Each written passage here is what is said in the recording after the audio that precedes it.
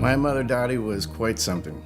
Very much involved in the community, very much involved with the family, and very much involved in her golf game, which she was most special at. A single-digit handicap player most of her life, won numerous championships, in fact, frustrated most of her friends because she was always beating them. Our neurologist came to me, and I had been quite friendly with him over the last 4 or 5 years, and he said, "Have you considered hospice yet?" I had a terrible misconception of what hospice actually does. And boy, was I wrong. My first exposure to hospice was through the admissions nurse at Jupiter Medical Center, who came to visit me early that morning. And I have to say that within 20 minutes, this woman had me in the palm of her hand. She had convinced me of everything that hospice could do that, frankly, I could not do.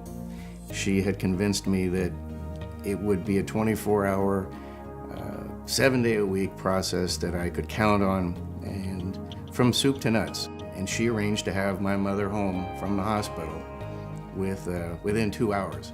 Having hospice in our home was really profound to me because I never expected to have someone else take over the medical care of my mother. But they took care of me too.